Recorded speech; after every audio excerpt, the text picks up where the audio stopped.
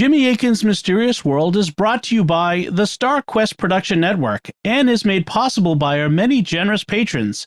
If you'd like to support the podcast, please visit sqpn.com/give. You're listening to episode 244 of Jimmy Akin's Mysterious World, where we look at mysteries from the twin perspectives of faith and reason. In this episode, we're talking about the Versailles time slip. I'm Dom Bettinelli, and joining me today is Jimmy Akin. Hey, Jimmy. Howdy, Dom. In 1901, two English women were visiting the grounds of Versailles, the famous residence of kings before the French Revolution. And while they were there, they began to feel funny. They encountered strangely dressed people, and they saw things that were different than they looked in 1901. When they compared notes afterward, they believed something very strange happened to them. And it became known as the Versailles time slip. What was the time slip? What really happened to the two women, and what could explain it? That's what we'll be talking about on this episode of Jimmy Akin's Mysterious World. Jimmy, what did you want to say to begin today? Well, I wanted to begin with an update on a previous episode. We're recording this on December 31st of 2022. It's a Saturday morning, and I woke up and was greeted by the news of the death of Pope Benedict XVI. And by the time you'll be hearing this, this won't be news, but I just wanted to say a couple of things before we look at today's mystery. Now, Pope Benedict is to me, the greatest theologian of the 21st century, certainly in the church hierarchy. He's the theologian that's most influential on my own thought. And I have every confidence that he's going to be declared a saint one day. And there are a few reasons I say that. One reason is that's the recent trend in popes. In prior ages, popes would, try to do things like great buildings or win great battles or things like that. The current trend is for popes to end up as saints. So you look at the last several popes, and they're either already canonized or in the process of canonization. Even John Paul I, who reigned for a month, now has his cause open. And so I have every confidence the same thing's going to happen for Benedict XVI. And there's a special reason in his case, because he was the first pope to resign in 700 years. And that is a lesson for future popes to be willing to have that office, the highest office in the church, certainly the capstone of an ecclesiastical career, and to be able to walk away from that for the good of the church is an enormous act of humility that is a lesson to other popes. And the same thing happened with the last pope to resign, Celestine V. He was canonized in less than 20 years. And so I expect the same thing's going to happen with Pope Benedict XVI.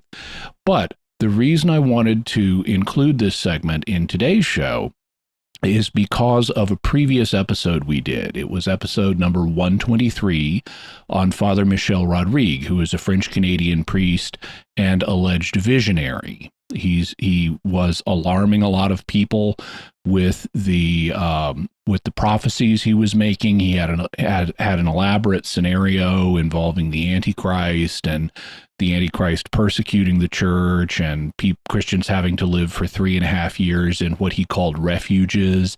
And he was scaring a lot of people because he was saying a lot of this was going to happen really quickly.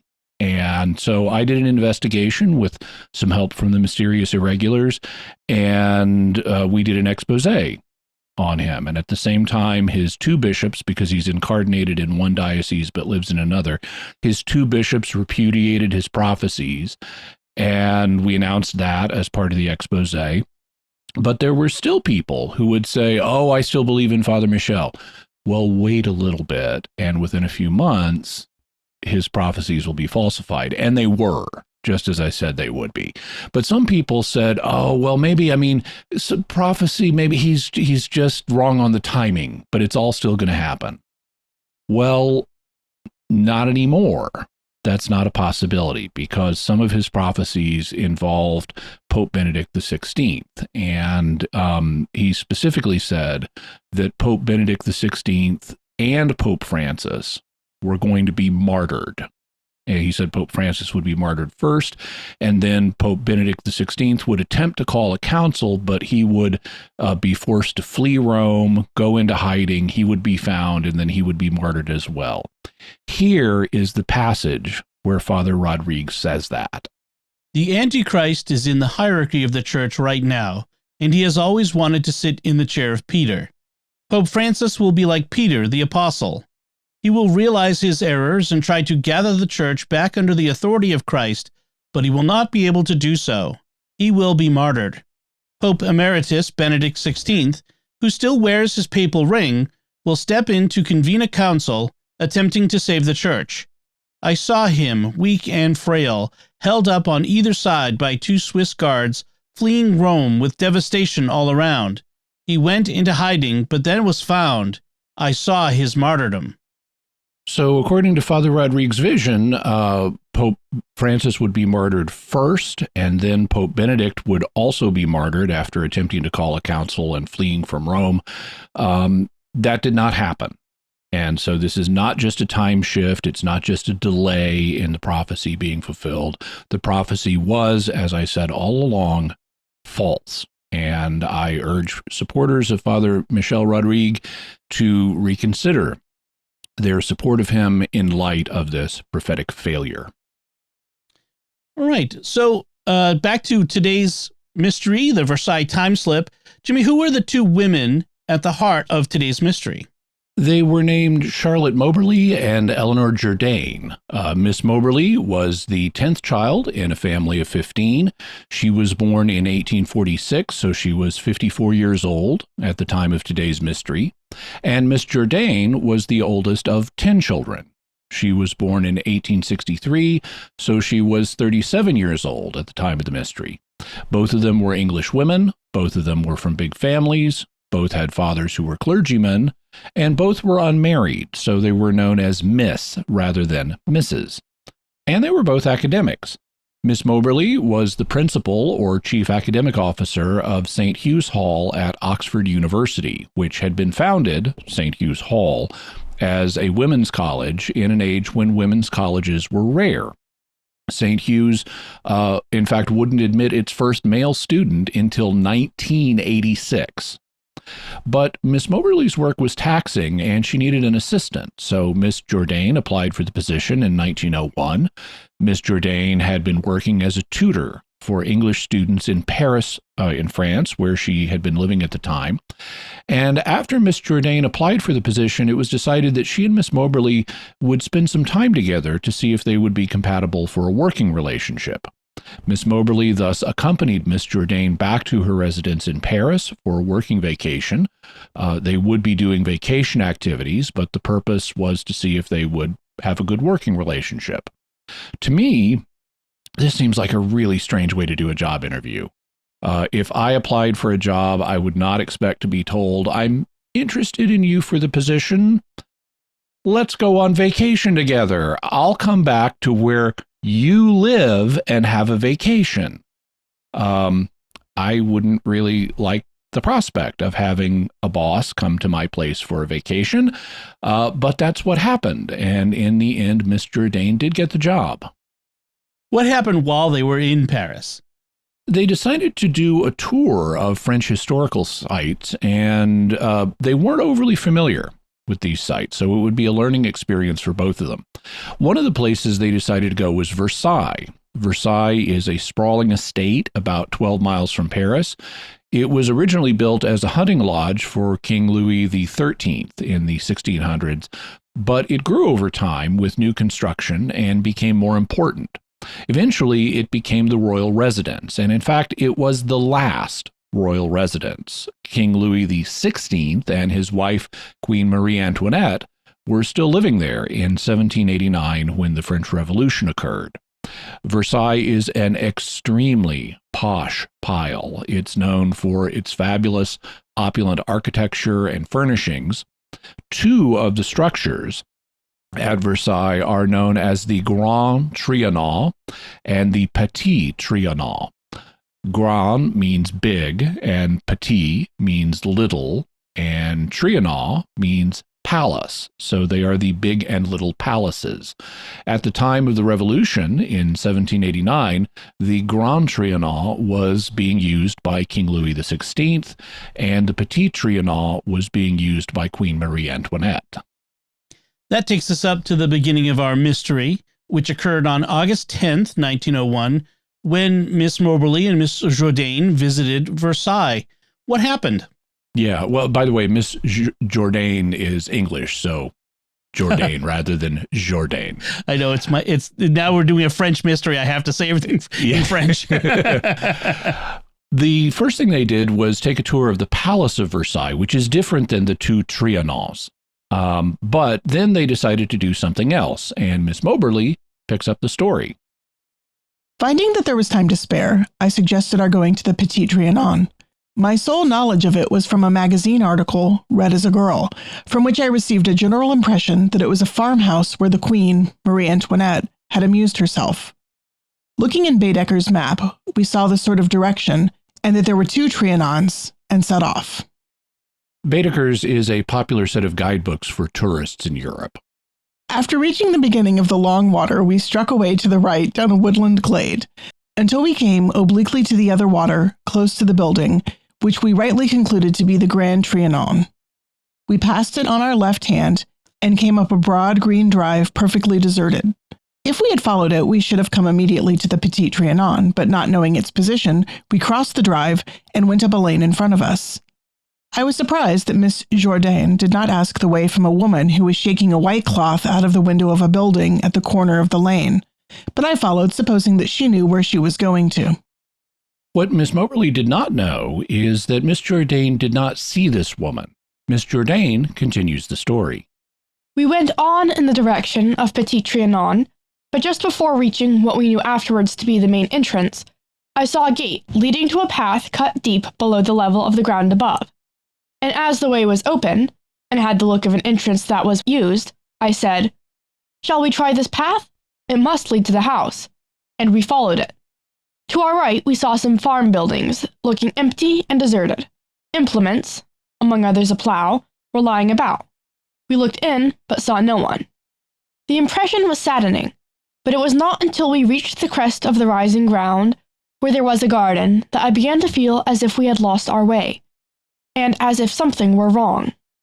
There were three paths in front of us, and as we saw two men a little ahead on the center one, we followed it and asked them the way.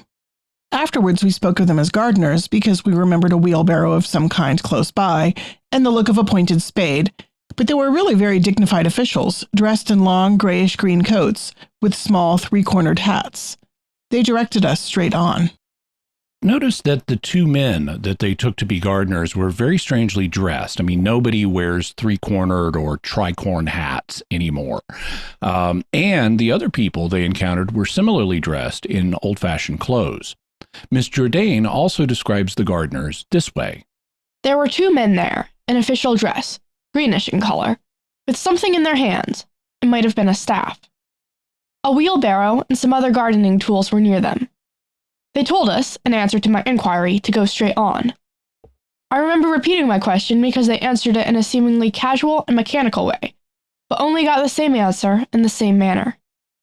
As we were standing there, I saw to the right of us a detached, solidly built cottage with stone steps at the door. A woman and a girl were standing at the doorway, and I particularly noticed their unusual dress. Both wore white kerchiefs tucked into the bodice, and the girl's dress, though she looked 13 or 14 only, was down to her ankles.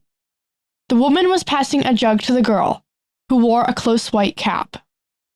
What Miss Jourdain did not know was that Miss Moberly did not see this woman and the girl. Miss Moberly continues, We walked briskly forward, talking as before, but from the moment we left the lane, an extraordinary depression had come over me, which, in spite of every effort to shake off, steadily deepened. There seemed to be absolutely no reason for it. I was not at all tired, and was becoming more interested in my surroundings. I was anxious that my companion should not discover the sudden gloom upon my spirits, which became quite overpowering on reaching the point where the path ended, being crossed by another, right and left. Following the directions of the two men, we walked on, but the path pointed out to us seemed to lead away from where we imagined the Petit Trianon to be, and there was a feeling of depression and loneliness about the place. I began to feel as if I were walking in my sleep. The heavy dreaminess was oppressive.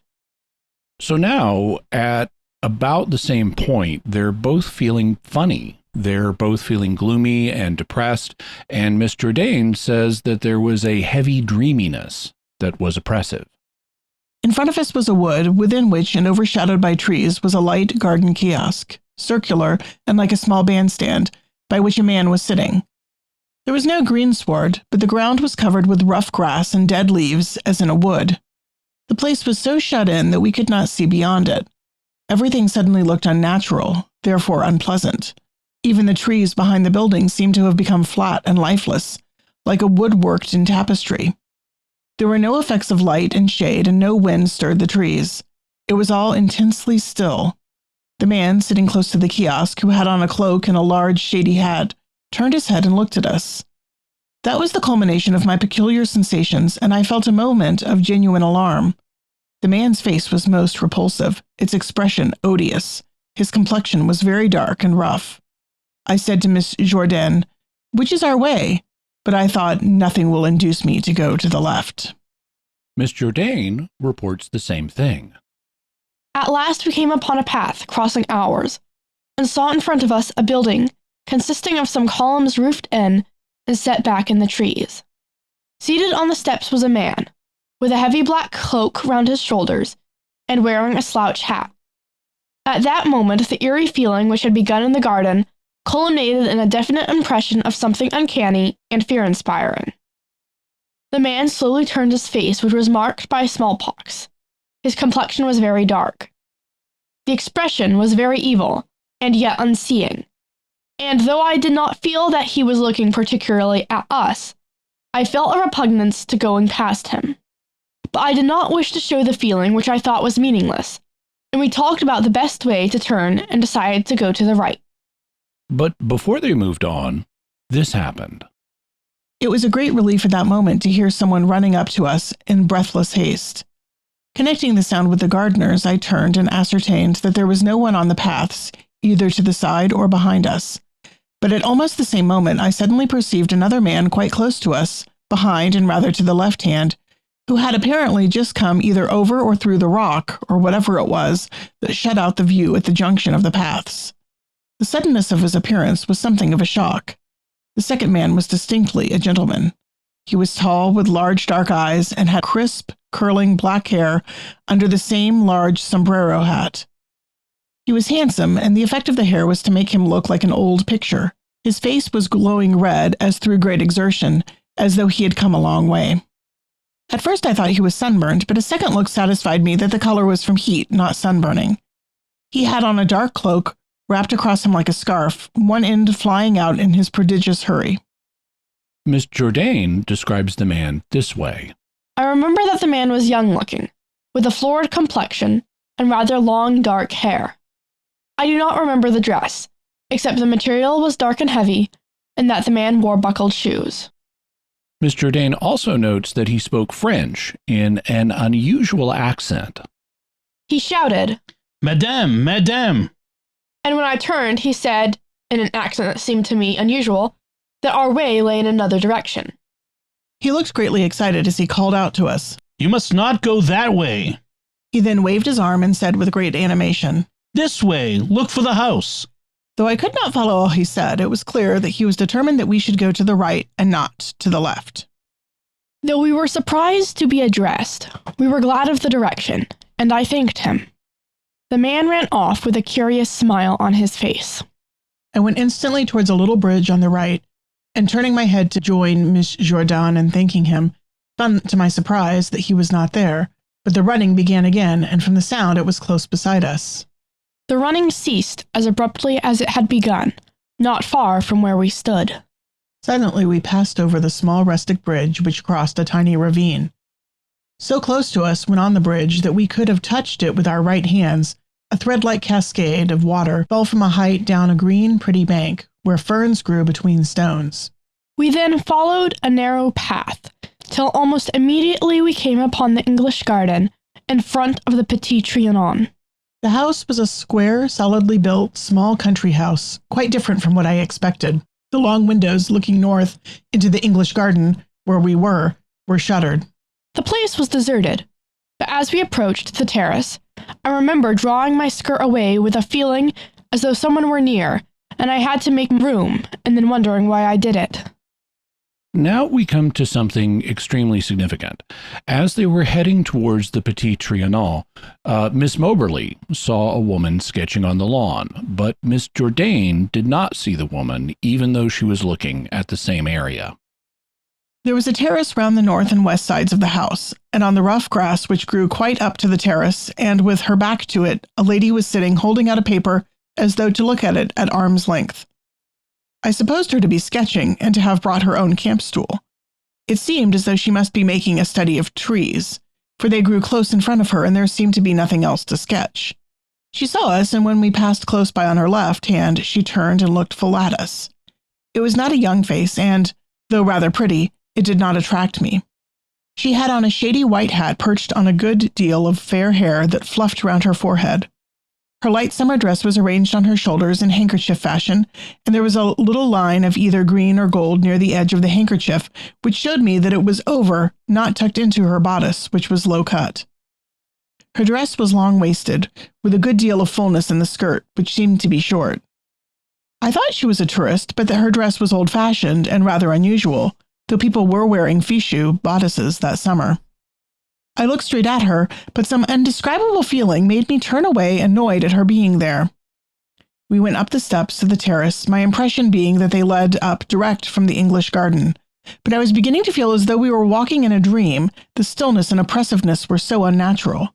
Again I saw the lady, this time from behind, and noticed that her fichu was pale green. It was rather a relief to me that Miss Jourdain did not propose to ask her whether we could enter the house from that side. We crossed the terrace to the southwest corner and looked over into the cour d'honneur, and then turned back, and seeing that one of the long windows overlooking the French garden was unshuttered, we were going towards it when we were interrupted. The terrace was prolonged at right angles in front of what seemed to be a second house. The door of it suddenly opened, and a young man stepped out onto the terrace, banging the door behind him. Miss Jourdain describes the same young man as a boy, though boy and young man are overlapping terms that can be synonyms. While we were on the terrace, a boy came out of the door of a second building, which opened on it, and I still have the sound in my ears of his slamming it behind him. He directed us to go round to the other entrance, and seeing us hesitate, with a peculiar smile of suppressed mockery, offered to show us the way. He had the jaunty manner of a footman, but no livery, and called to us, saying that the way into the house was by the cour d'honneur, and offered to show us the way round. He looked inquisitively amused as he walked by us down the French garden till we came to an entrance into the front drive. The feeling of dreariness was very strong there, and continued till we actually reached the front entrance to the Petit Trianon, and looked round the room in the wake of a French wedding party. While we were in the front entrance hall, we were kept waiting for the arrival of a merry French wedding party. They walked arm in arm in a long procession round the rooms, and we were at the back, too far off from the guide to hear much of his story. We were very much interested and felt quite lively again. Coming out of the cour d'honneur, we took a little carriage which was standing there and drove back to the Hôtel de Reservoir in Versailles, where we had tea. And that was the end of their experience. And then what happened afterward? At first, they didn't realize how weird their experience was, but then they started talking about it and realized that it was really strange. Not only did they meet strangely attired people wearing old-fashioned clothing, they also felt weirdly depressed during much of the experience, though they hadn't shared that with each other at the time. And then there was the fact that they didn't both see all the same things. One of them would see people and the other would not. So in November of 1901, 3 months after the experience, they decided to write down independent accounts of what had happened without consulting each other so that they could get their own thoughts on paper and then compare them. What we've just heard is an interwoven combination of two of their published accounts. When they put the accounts side by side, they decided that the situation was so strange that it warranted further investigation, and they decided to do research to see what they could discover. How did they proceed? One of the things they did was have Miss Jourdain make a return visit to the site and look it over again and see if she could find what was currently at the places they observed. So on January 2nd, 1902, Miss Jourdain returned to the Petit Trianon. One of the places that she visited was called the Hameau de la Reine, and forgive my French pronunciation. Hameau de la Reine means the hamlet of the Queen, and this was a little model farm and village where Marie Antoinette would meet and entertain her friends and herself. The model farm also produced milk and eggs for the Queen, and little model farms like this were fashionable among the French aristocracy at the time. Miss Jourdain writes, There was, so far, none of the eerie feeling we had experienced in August. But, on crossing a bridge to go to the Hameau, the old feeling returned in full force. It was as if I had crossed a line and was suddenly in a circle of influence. To the left, I saw a tract of park-like ground, the trees bare and very scanty. I noticed a cart being filled with sticks by two laborers, and thought I could go to them for directions if I'd lost my way. The men wore tunics and capes with pointed hoods, of bright colors, a sort of terracotta red and deep blue. I turned aside for an instant, not more, to look at the Hameau, and when I looked back, men and cart were completely out of sight, and this surprised me, as I could see a long way in every direction. And though I had seen the men in the act of loading the cart with sticks, I could not see any trace of them on the ground either at the time or afterwards. I did not, however, dwell upon any part of the incident, but went on to the Hameau. The houses were all built near a sheet of water, and the old oppressive feeling of last year was noticeable, especially under the balcony of the House of the Queen, and near a window in what I afterwards found to be the dairy. So, like before, she got an eerie, depressed feeling at a certain point, and she saw two men in strange clothes loading a cart with sticks. They had capes and pointed hoods. One of them was wearing dark red, and one was wearing deep blue. And when she turned away for a second, both they and their cart vanished, even though she could see a great distance. So something preternatural seemed to be happening. Miss Jourdain then refers to a building known as the Belvedere, which was a small pavilion that had been built for Marie Antoinette. Meaning to go to the Belvedere, I turned back by mistake into the park, and found myself in a woods so thick that though I had turned towards the Hameau, I could not see it. Before I entered, I looked across an open space towards a belt of trees, to the left of the Hameau some way off, and I noticed a man, cloaked like those we had seen before, slip swiftly through the line of trees. The smoothness of his movement attracted my attention. So she found herself in a thick wood, so thick that she couldn't see the Hameau any longer, and that'll be important, so remember it.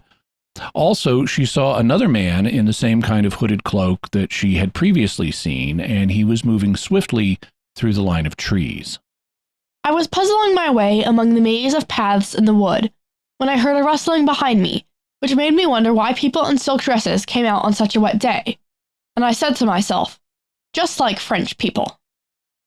I turned sharply round to see who they were, but saw no one. And then all in a moment I had the same feeling as by the terrace in the summer, only in a much greater degree. It was as though I were close in by a group of people, who already filled the path, coming from behind and passing me. At one moment there seemed really no room for me. I heard some women's voices talking French, and caught the words, Monsieur et Madame, said close to my ear. The crowd got scarce and drifted away. So she heard a rustling behind her that sounded like women walking in big silk dresses, but then she turned around and didn't see anybody. She also felt that she was surrounded by a bunch of invisible people who were coming up behind her on the path and passing her. So many that she didn't feel there was room for her on the path. This is kind of like when, during the first visit, she felt she needed to draw her skirt away to make room for someone to pass her, even though there was nobody there.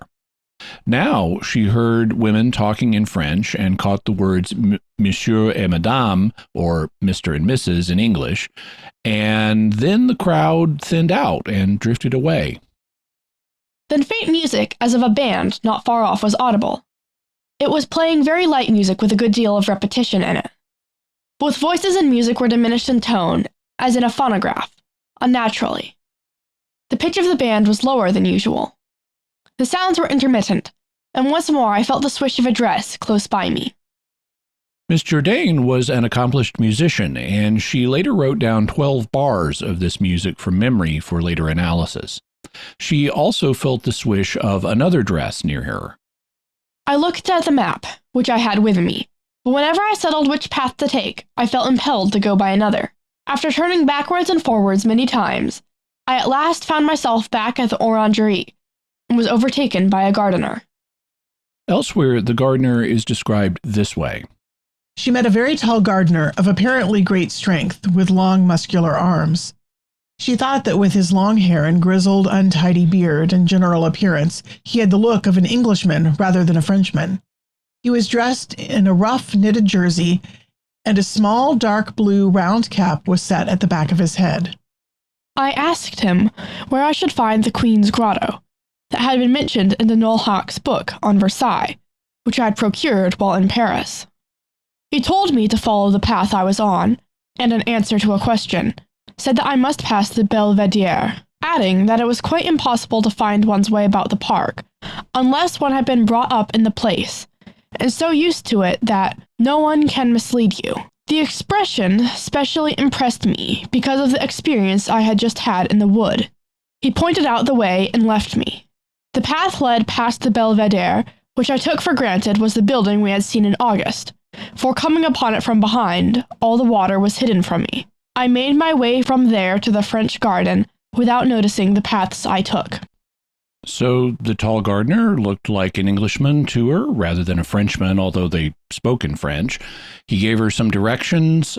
She went past the Belvedere, which she took to be a building that they had seen in August. And that was the last of the unusual experiences she had on January 2nd. What happened afterward? They continued their investigations off and on for the next several years, and in 1911, 10 years later, they published a book about the experiences and what they had learned through their research. The book was called An Adventure, and it made a huge public sensation. Originally, it was published under two pen names. Miss Moberly was called Miss Elizabeth Morrison, and Miss Jourdain was called Miss Frances Lamont. They didn't make a secret of the fact that these were pen names, but you can understand why they used them. The authors were the heads of a prestigious college at Oxford University, and reporting a bizarre paranormal experience like this could severely damage their reputations as respected academics. What's more, they were the heads of a prestigious women's college at Oxford in an age when women's colleges were a new and dubious thing. So their reputations were doubly on the line if people started laughing and scoffing at them. Eventually, however, they published a later edition of the book under their own names, and the book is still in print today. Why did they decide to write the book? They explain that in the preface. It is a great venture to speak openly of a personal experience, and we only do so for the following reasons. First, we prefer that our story, which is known in part to some, should be wholly known as told by ourselves. Secondly, we have collected so much evidence on the subject that it is possible now to consider it as a whole. Thirdly, conditions are changing at Versailles, and in a short time, facts which were unknown and circumstances which were unusual may soon become commonplaces and will lose their force as evidence that some curious psychological conditions must have been present either in ourselves or in the place. It is not our business to explain or to understand, nor do we pretend to understand, what happened to put us into communication with so many true facts, which 9 years ago, no one could have told us of in their entirety. But in order that others may be able to judge fairly of all the circumstances, we have tried to record exactly what happened as simply and fully as possible. What happened to them after the book was published? Well, they carried on with their academic careers. Charlotte Moberly continued to be the principal of St. Hugh's Hall, which became St. Hugh's College in 1911. She retired in 1915, and she remained a member of the college's governing council until her death in 1937 at the age of 91. Eleanor Jourdain remained Miss Moberly's assistant until her retirement in 1915. Beginning in 1908, Miss Jourdain took up a leading position in the women's suffrage movement, meaning that she wanted women to have the right to vote. And she would attend suffragette demonstrations in her doctoral robes because she had earned a doctorate by this time. After Moberly's retirement in 1915, Miss Jourdain assumed her position as the principal of St. Hugh's College, but her tenure was a troubled one. Reportedly, she had an authoritarian management style. During World War I, she became convinced that there was a German spy in the college, and in late 1923, she got permission from the college council to fire a tutor that she thought was challenging her authority. The tutor was fired, but she appealed the decision, and many academics resigned in protest of Miss Jourdain's actions. An inquiry was called for, and Miss Jourdain initially welcomed this, but she suddenly died of a heart attack in early 1924 at the age of 60. Miss Moberly thus outlived Miss Jourdain, though she was 17 years older. In 1931, the fourth edition of An Adventure was published under their true names. This edition revealed that Miss Elizabeth Morrison was really Miss Charlotte Moberly and that Miss Frances Lamont was really Miss Eleanor Jourdain. The fourth edition of the book was released after Jourdain's death and after Moberly's retirement, so while their reputations could still be tarnished, these voluntary revelations could no longer hurt them professionally. And the book became a classic for describing what's now known as a time slip. In fact, the Moberly-Jourdain experience is the most famous time slip of all. That's a term we haven't heard before. What is a time slip? Well, that's really the question. There's no agreed upon definition of what time slips are or what they objectively represent. What happened in the cases of Moberly and Jourdain is that they were proceeding about their business, and then they noticed that they were encountering unexpected things, like people with strange accents who were wearing unusual old-time clothing before returning to a modern-day setting. From their perspective, it looked like they had temporarily slipped back in time, and so this became known as a time slip. Did they really go back in time, or did something else happen? That's the mystery that we need to consider in this episode. And before we get to the rest of that mystery, I want to take a moment to thank our patrons who make the show possible, including John A., Samuel K., Michael C., Naomi S., and Chad G. Their generous donations at sqpn.com/give make it possible for us to continue Jimmy Akin's Mysterious World and all the shows at StarQuest, and you can join them by visiting sqpn.com/give. Jimmy Akin's Mysterious World is also brought to you by Fearvento Law PLLC, now assisting clients with expungements and set-asides of Michigan convictions. To learn more, call 231-202-3321 or go to fearventolaw.com, FIORVENTO law.com. And by delivercontacts.com, offering contact lenses at low prices with free delivery. Visit delivercontacts.com. Jimmy, what theories are there about the Versailles time slip? The basic question we need to consider is whether this report could have a natural explanation or whether it requires a paranormal one. Under the heading of natural explanations, this could be a hoax that the women made up, a case where they imagined everything, a case of a shared delusion, or a case where they fell prey to false memories of what they had seen. Then there are theories involving the idea that the two women merely misperceived what they were seeing. For example, that they saw employees of Versailles who were wearing historical costumes, or a case where they stumbled across people reenacting something from history, such as part of making a cinematograph, or what they used to call primitive motion pictures, or possibly seeing people at a private costume party. What about paranormal explanations? What would the theories be here? Some of the ones that have been proposed include it could have been an apparition, meaning they encountered ghosts, or a haunting, which in parapsychology is a kind of place memory or recording laid down by people when they were still alive. It could have been a case of telepathy with a living person, or a case of the women subconsciously using ESP to pick up information about the past of the place and then hallucinating based on that information.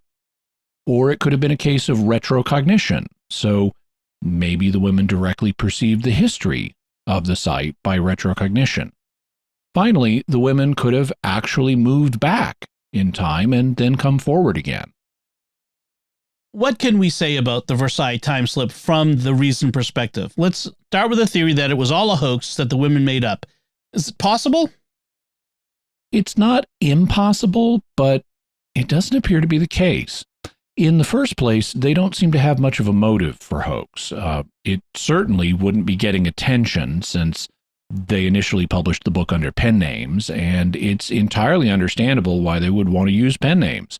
Miss Moberly was the highly respected principal of a college at the prestigious Oxford University, and Miss Jourdain would become vice principal and later principal of the college. And since it was a woman's college in a day when women's colleges were rare, especially at a place like Oxford, you can see why they wouldn't want to damage their academic reputations by associating an apparently paranormal thing like this with themselves. What about money? An adventure became a bestseller. Could money have been a motive for hoax? Maybe, but they didn't know that the book would become a bestseller, and they'd have to split the royalties two ways. Furthermore, the story isn't of a highly dramatic nature. They just see a few oddly dressed people and talk to them. It's not like they went back in time and were swept off their feet by romances with famous historical figures. So you wouldn't expect bestsellerdom from a story like this.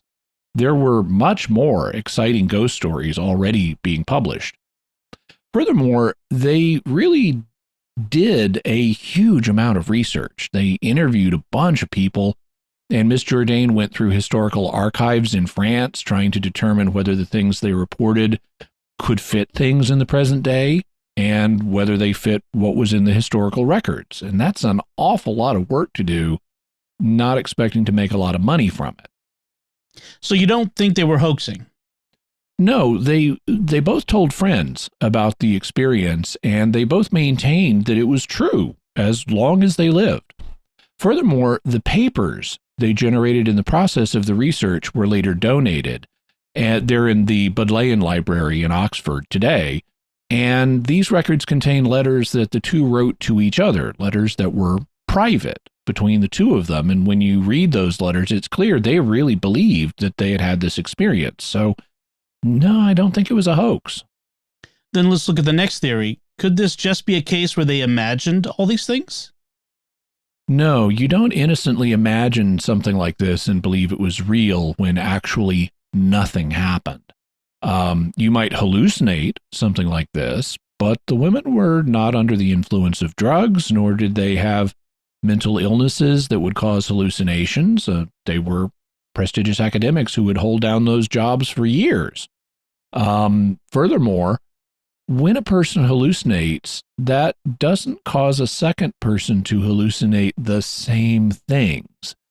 And there were things that both of them saw, like the two gardeners picking up sticks that they asked directions from, or the man with smallpox on his face, or the young dark-haired man who gave them directions to the Petit Trianon, or the young man dressed like a footman who led them around the building. They later learned that this man had emerged from the chapel of the Petit Trianon, and so they referred to him as the chapel man. Could this have been a delusion? Psychology does recognize a condition called the shared delusional disorder. It does. Shared delusional disorder is commonly known as folie à deux, which is French for madness of two. We discussed a fascinating and bizarre case of what might have been folie à deux back in episodes 162 and episode 163 on Pauline Dakin's secret childhood and her experiences with the weird world. But one of the preconditions for folie à deux is that the people involved have a close emotional relationship. It usually occurs within members of the same family, but it always occurs among people who have a close emotional relationship, and that takes time to develop, and so does folie à deux. None of this fits Miss Moberly and Miss Jourdain. They weren't members of the same family. They weren't in a close emotional relationship. Miss Jourdain was just applying for a job.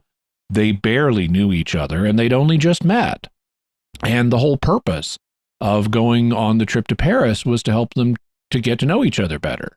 Furthermore, while folie à deux is sometimes reported to involve hallucinations, I haven't been able to find evidence of it causing two people to hallucinate the exact same thing at the same time. And historically, there's been a dispute about whether it's even possible for more than one person to hallucinate the exact thing at the same time. So I don't think shared delusional disorder is a good explanation. What about the idea that they fell prey to false memories of what they'd seen on their visit to Versailles? This theory has an advantage in that it allows their experience to at least be substantially real. It's just that they had memory distortions that seem to make it more unusual than it actually was.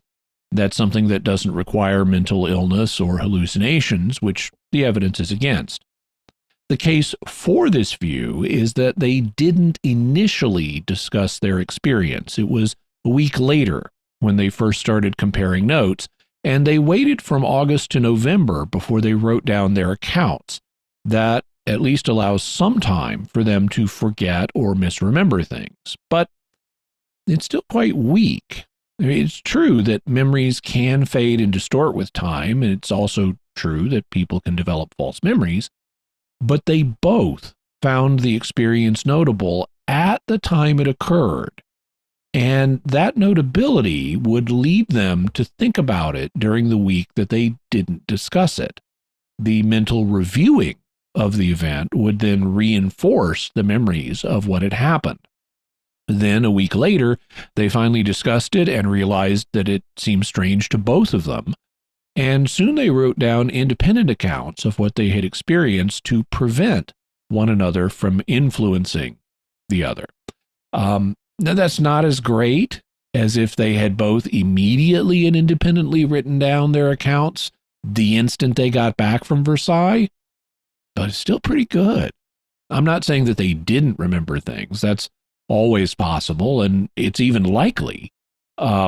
But it shouldn't affect the core or substance of their story. Furthermore, as we'll see later, in their research, they found aspects of their experience that did not correspond to the way things were in 1901 France, but that did correspond to things in the historical record. Then let's turn to explanations that involve the ladies just misinterpreting things that they actually did see. Did the employees of Versailles wear historical costumes in 1901? For the most part, no, with one exception, the gardeners. You'll recall that on her January 2nd, 1902 visit, Miss Jourdain met a very tall gardener. She described him as wearing a rough-knitted jersey and a small dark blue round cap being set at the back of his head.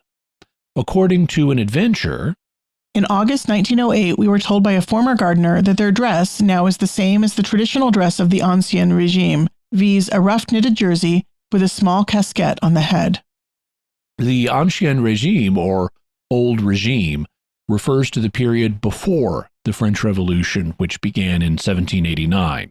So in 1901, the gardeners were dressed like those that had been there before 1789, and that could explain this gardener that Miss Jourdain saw on her second trip, but it would not explain the other men they saw, because the staff at Versailles in 1901 did not, in general or as a body, wear pre-revolutionary uniforms.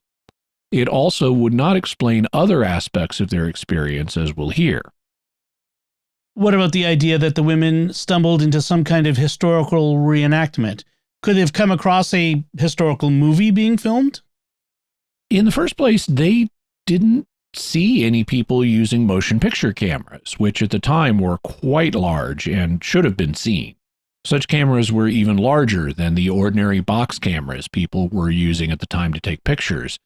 They also didn't see any directors or other movie film crew standing around, which is most of what you do when you're filming a movie, you stand around.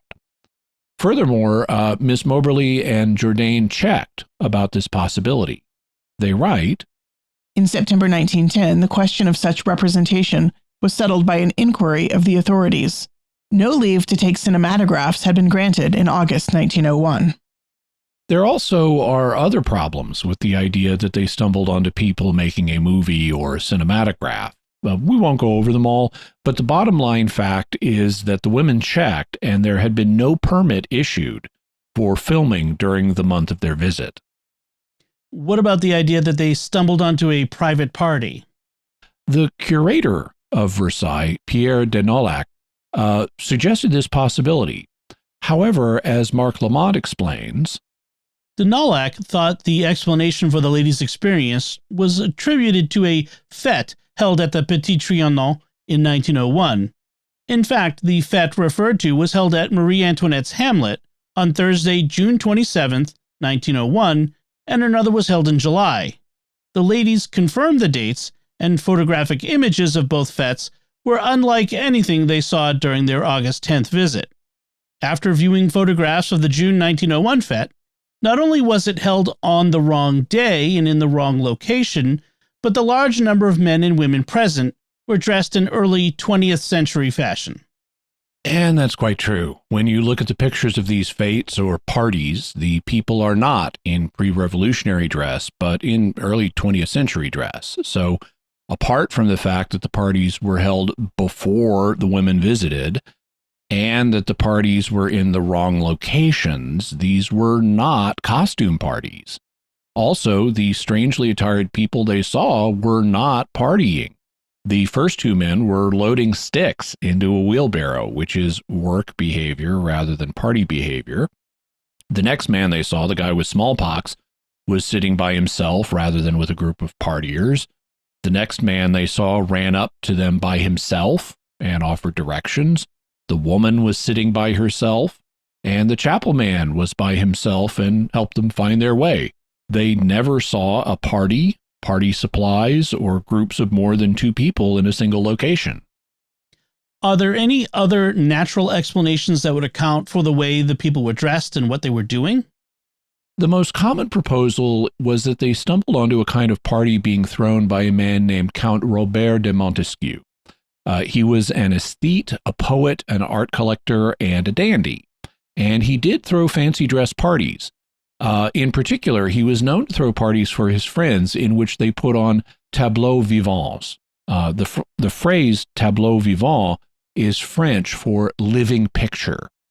In these, people would get together and put on a scene. It could be a scene from history or from life. The actors would remain silent and motionless. They'd be carefully posed, and they'd often have props, scenery, and costumes to complete the scenes. Why people like doing this, I don't know. It seems rather boring to me, but tableaux vivants were popular, and Count Montesquieu liked putting them on with his friends. So the hypothesis is that the women visited Versailles on a day that Count Montesquieu was holding one of his parties, and they saw several tableaux vivants. What do you make of this theory? It's hypothetically possible, but it's really iffy. In the first place, people are supposed to be silent and motionless during a tableau vivant. It's a living picture, and pictures don't talk to you. But that's not what Moberly and Jourdain saw. They saw a woman shaking a sheet out a window. The men with the wheelbarrow were not frozen. They were putting sticks in it. Miss Jourdain thought that the woman handing a jug to a girl might have frozen while she was watching them. The man with smallpox was not frozen. The man who ran up to them was really most sincerely not frozen. The woman sitting by herself was not frozen. And the chapel man who led them around the Petit Trianon was also really most sincerely not frozen. Also, they spoke to the men with the wheelbarrows, with the man who ran up to them, and the chapel man. So these people were definitely not silent. So the people did not seem to be enacting tableaux vivants. Also, there was no record of Montesquieu holding such a party in 1901, while there were records of other parties being held at Versailles. Mark Lamont writes, Montesquieu seemed to have given up his Versailles lifestyle sometime during the 1890s and returned to live in Paris. An address on letters and visiting cards from the year 1896, found in the University of Paris's Bibliothèque littéraire, Jacques Doucet confirmed the Count lived at 80 Rue de l'Université, Paris. This information may prove Montesquieu was no longer living at Versailles in 1901, but it does not completely rule out the possibility he might have returned to Versailles during 1901 to hold a small gathering. However, if Montesquieu was still a frequent visitor to Versailles, then someone would have surely pointed out his entertainments as a likely explanation for the ladies' encounters. Miss Jourdain consulted directly with Curator de Nolhac himself about the 1901 events, but he made no reference to Montesquieu, even though he was personally acquainted with him, which could reinforce he was aware Montesquieu no longer frequented the Trianon by 1901. Nobody even thought of this idea for 6 decades. I mean, none of the people between 1901 and the publication of an adventure thought of it, and it wasn't even proposed until the mid-1960s, so it's a late, after-the-fact speculation that never occurred to the people most closely connected with Montesquieu or the event. Further, Lamont points out that this theory does not explain visual features seen by the ladies, such as Miss Jourdain's cottage, the small kiosk, and a level walkway between the small Trianon Palace and the chapel. So, while this theory is not impossible, it's actually quite weak. In fact, none of the naturalistic explanations are particularly good. Then let's turn to the paranormal ones. Could they have just encountered ghosts? This is an interesting theory. It doesn't get discussed as much as some of the other paranormal theories, but I think it's worth exploring. In parapsychological terms, encounters with ghosts are known as apparitions. The ghosts appear to people, and so they're called apparitions. The ghosts often appear at a location that was significant to them during their lives. They often appear wearing clothes like those that they wore during life. From the faith perspective, they may still be hanging around on earth in connection with their post-mortem purification or purgatory before moving on to heaven. When they appear to people, they can look like they're physical people, and the witnesses may not even realize that they were talking to an apparition, so they can be mistaken for the living. What about the number of ghosts Moberly and Jourdain would have encountered in this scenario? Is that in any way strange? It may not be as many ghosts as you might think. During their August visit, they reported seeing or talking with 9 notable individuals.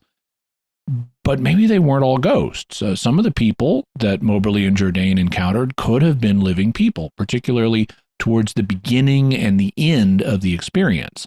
But the more strangely dressed people, like those in the middle of the experience, could have been ghosts. It is unusual to encounter so many ghosts in one location. Often people only see one ghost, but that may be due to the fact that people often encounter ghosts in houses, and not that many people live in a typical house at one time. However, lots of people lived and worked at Versailles. The royal family spent time there between the reigns of Louis XIII and Louis XVI, so that's 4 generations. The royal family also brought their friends to the place, so they had lots of aristocratic visitors and hangers-on, including, I gather, some of your ancestors, Dom? That's right. On my mother's side, I had French aristocracy before the French Revolutions, and I know that some of them actually lived at Versailles. So maybe Yes, kind of captive rich people pets. yes, it's a weird time in the French time. Yeah. Yes. And of course, there were other government and military officials that the royal family did business with, as well as all of their servants, who were quite numerous. So lots of people lived there, and that could be responsible for a larger number of ghosts being associated with the place. Are you aware of other parallel cases where so many ghosts have been reported in a single location? I am, and we'll devote a future episode to one such site. In San Francisco Bay, there is a museum on the USS Hornet. The Hornet was an American aircraft carrier during World War II, and today it's a sea, air, and space museum docked in Alameda, California. That's where the nuclear vessels are, in Alameda, in case that information ever comes in handy. But the Hornet is also the site of a very high number of reports of both apparitions and hauntings. At least based on the reports, it would appear that there is a whole ecosystem or community of ghosts there, comprised of former military personnel and their families. And again, based on the reports, it looks like the ghosts have self-organized and are running their community with a military-like chain of command, so that people who are officers in life outrank enlisted men and give them orders, such as what they are and aren't allowed to do regarding the living visitors to the museum, like, don't goose women visitors, that's not acceptable anymore. Goosing, or pinching a woman on the bottom, being something that World War Era II servicemen were known to do. It also looks like the ghost community there may have organized itself in order to get the Hornet turned into a museum so that it wouldn't simply be scrapped. In any event, that's a very interesting story we can talk about in the future, but yes, I am aware of other situations in which reports would suggest that there is a community of ghosts in a location, so I could imagine there being one at a place like Versailles. Is there any evidence that would point away from ghosts as the explanation for what the two women experienced? Yes, because it wasn't just the people that they saw. For example, they saw a kiosk where they encountered a sinister-looking man who had smallpox marks on his face. When Miss Jourdain returned in January 1902, she initially thought that the Belvedere may have been this kiosk, but she later decided that that wasn't the case. Mark Lamont writes, There were only two kiosk-like structures in existence in the Petit Trianon Gardens in 1901, the Belvedere and the Temple of Love. The ladies rejected both as having represented the structure they initially observed. Furthermore, Lamont writes about some information that was later discovered by a pair of researchers known as the Gibbons.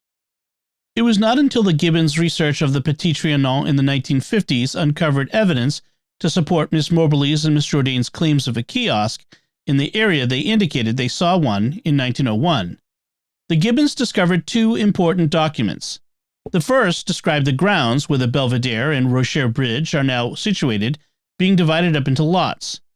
The second document was dated from 1776, which described digging out and freeing from stones another part adjoining the circular pavilion within the same area.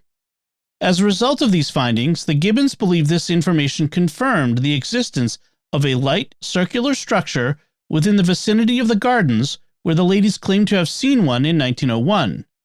The Gibbons also felt it would have inevitably been removed after 1776, when the gardens were remodeled for Marie Antoinette. So it looked like the ladies saw a physical structure that no longer existed in 1901. Also, when they got to the Petit Trianon, they encountered the chapel man who came out of a door and slammed it behind him. The ladies later identified this door as belonging to the chapel of the Petit Trianon, which is why they referred to him as the chapel man. But this led to a new mystery.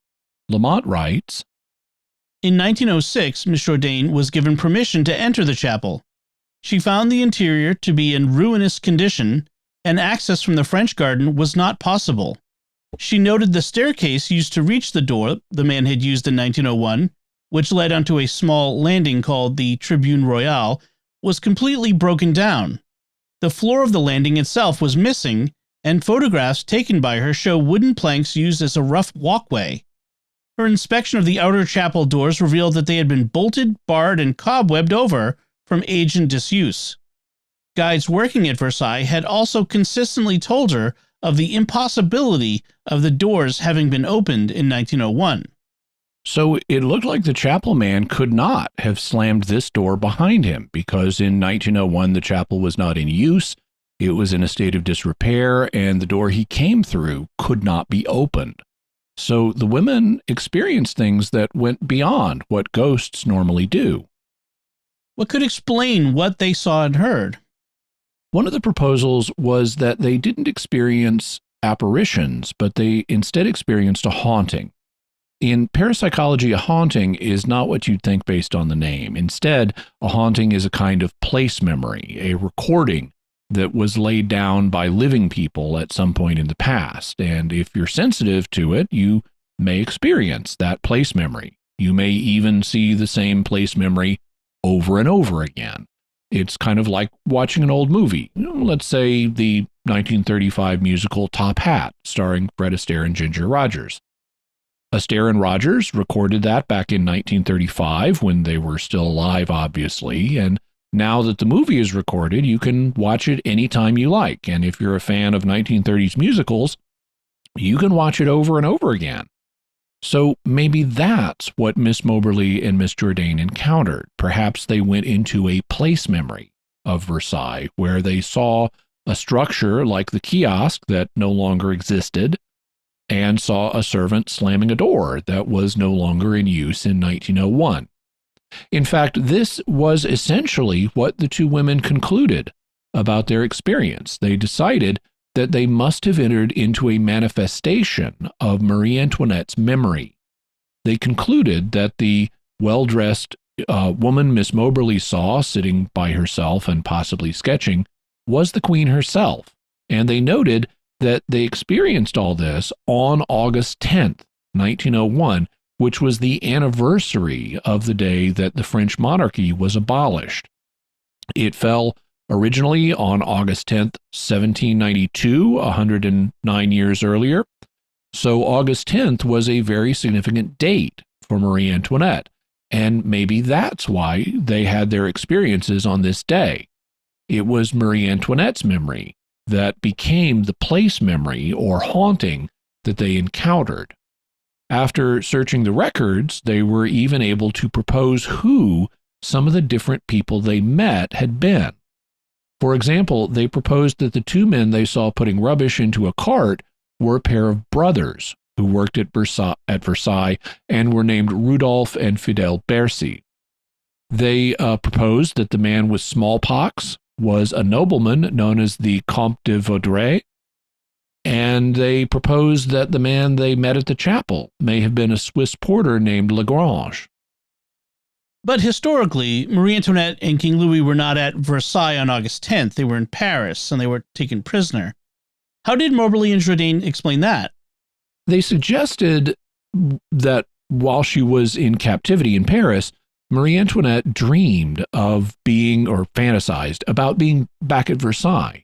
And that would be an understandable fantasy. If you're a queen who has just been taken prisoner by your own subjects, you might very well want to be back at your super luxurious home where you feel safe, and the intense emotion of your experience as a result of your current danger might lay down a place memory. The two later slightly modified this theory and suggested that the place memory wasn't all laid down on August 10th, 1792. They noticed that the man who ran up to them to give directions was not dressed appropriately for August. He was wearing heavier clothes that would be more appropriate for the fall or the winter. They also learned that after the fall of the monarchy, the last day Marie Antoinette went to the Petit Trianon was October 5th, 1789, a few months earlier, and that there had been men gathering rubbish into a cart on that date back in October. So they came to believe that the place memory they encountered incorporated elements from Marie Antoinette's memories from different times. What have other people thought about that?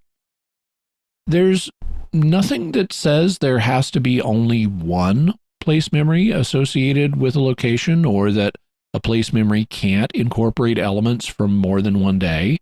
But not everyone has been convinced that it was Marie Antoinette's memories they were accessing.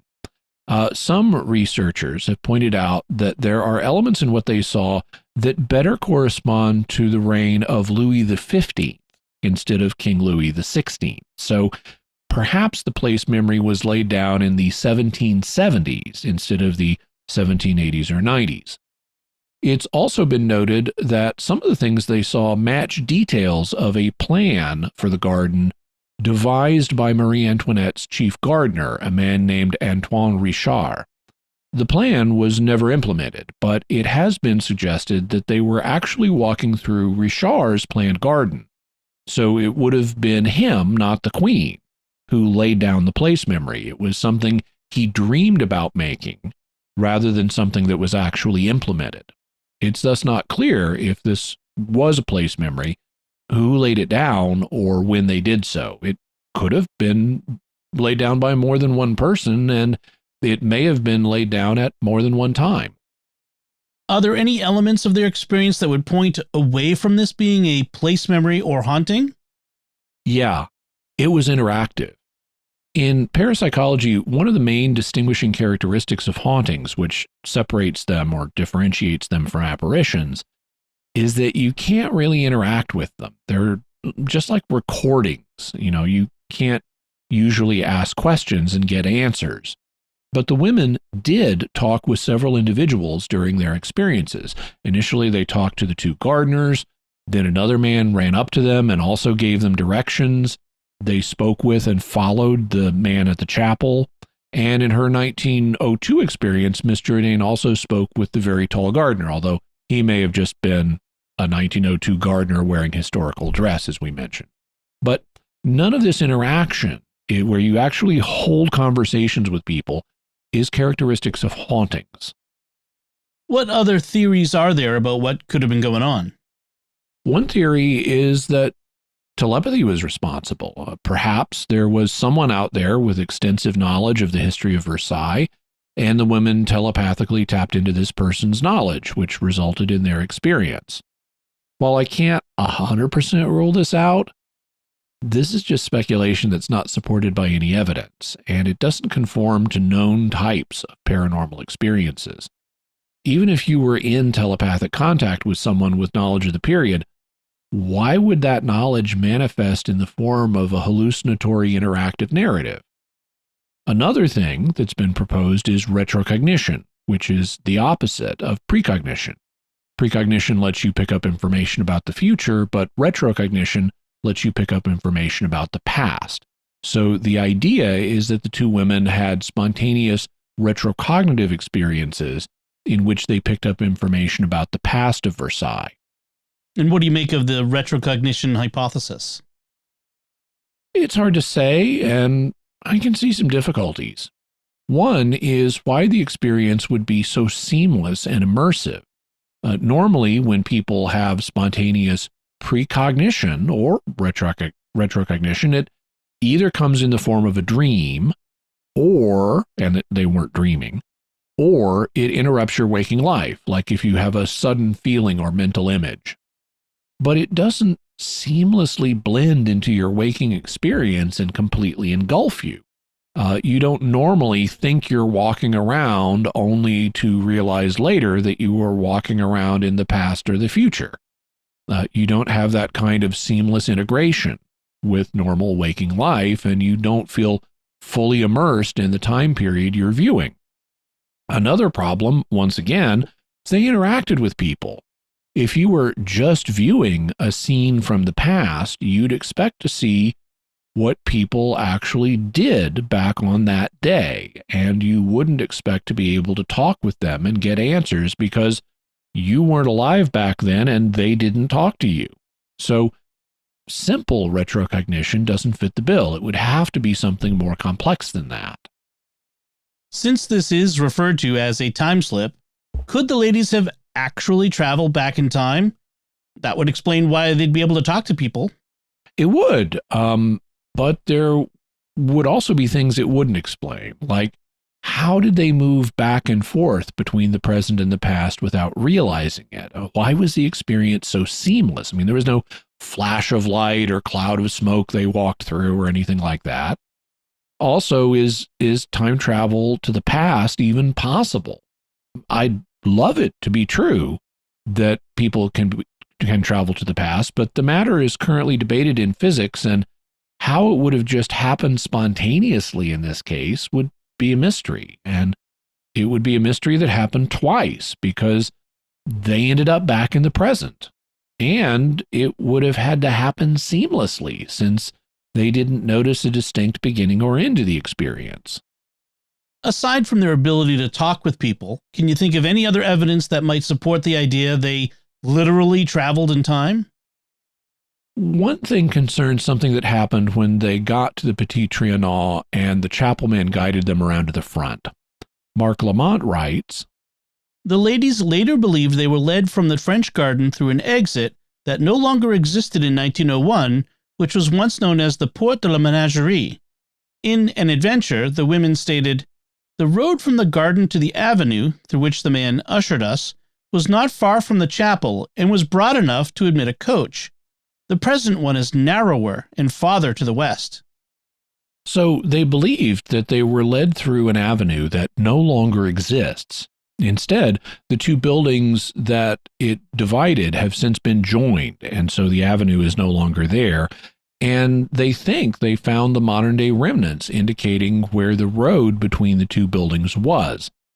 They also saw the road on some old maps, though other researchers have called what was on the maps into question. And they concluded that there may not have been such a passage between the buildings.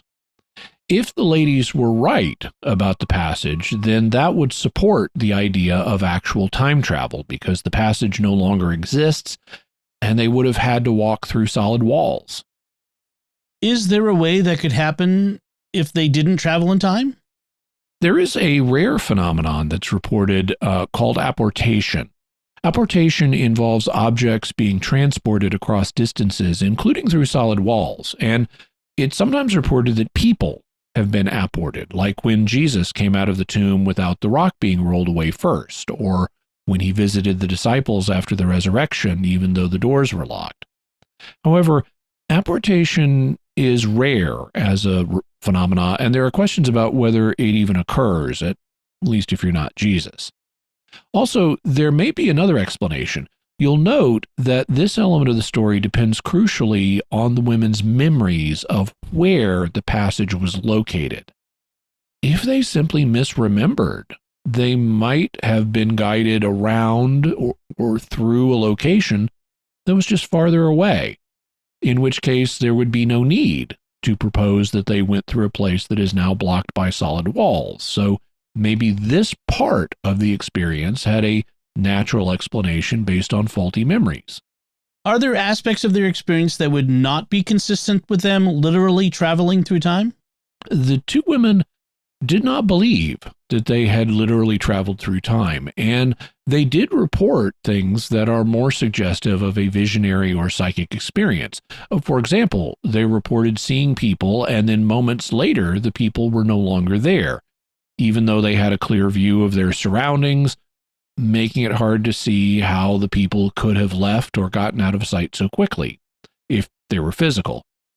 That also makes it sound like the people simply vanished, and that would not be the case if they had literally gone back in time. It sounds more like a vision or psychic perception of people that then shut off. Also, during her January 1902 visit, Miss Jourdain thought that she heard the sounds of invisible people, including the sounds of silk dresses swishing around her and the people's conversation. Well, people in the past weren't invisible, so that suggests some kind of mental experience rather than one of literal movement in time. What can we say about the Versailles time slip from the faith perspective? Not much. There really isn't anything here that has an impact on the faith one way or another.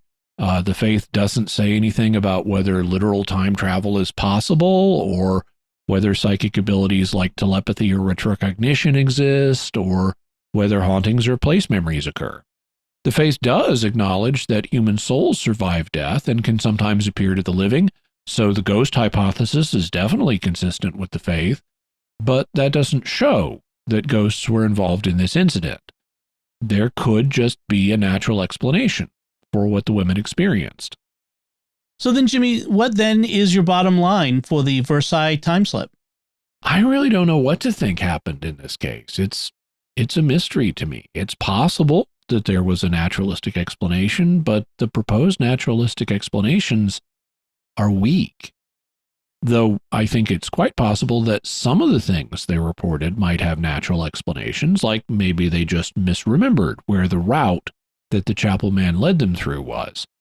It's also possible that there was a paranormal explanation, but what the women experienced doesn't fit neatly into the recognized types of paranormal experiences. There's something about what they reported that's inconsistent with each of the recognized types.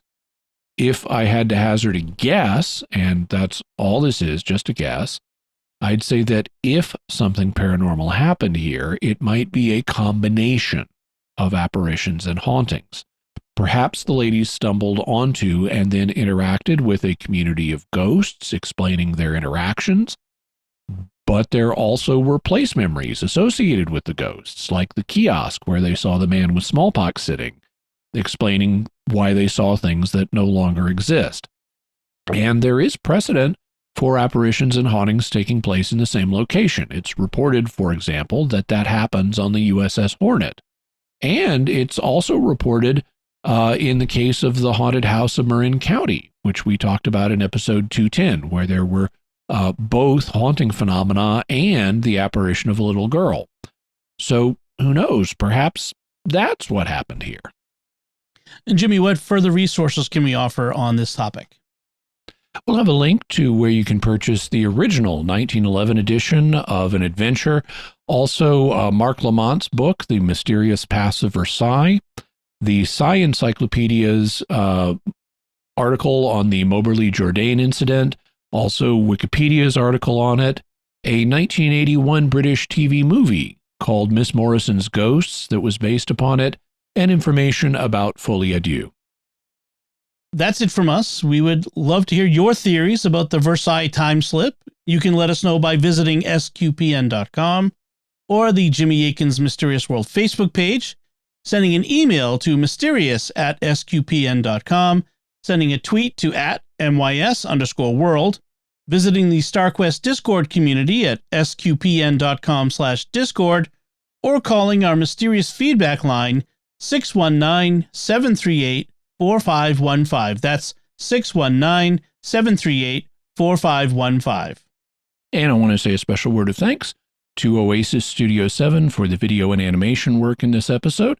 You can check out their work by going to my YouTube channel, youtube.com/Jimmy Akin.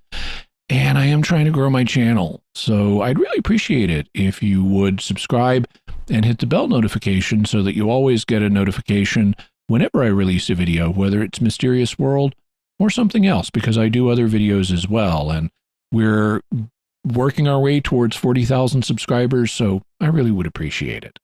Also want to say a thank you to Dom's wife and daughter, Melanie and Isabella, for the voice work on this episode. So, Jimmy, what's our next episode going to be about? Next episode, we're going to slip back in time again, way, way back, all the way to the beginning. In fact, we'll be doing a sequel to our How We Found the Universe episode and telling you the scientific mystery of the beginning of the universe. So stay tuned for next week's episode. Starts with a bang. Folks, be sure to check out the Mysterious World bookstore at mysteriousworldstore.com for links to all the books and videos that Jimmy mentions in the show. You can find links to Jimmy's resources from our discussion on our show notes at mysterious.fm/244. And remember, to help us continue to produce the podcast, please visit sqpn.com/give. Jimmy Akin's Mysterious World is also brought to you in part through the generous support of our sponsors, including Aaron Ferguson Electric and Automation at aaronv.com, AARONV.com, making connections for life for your automation and smart home needs in North and Central Florida.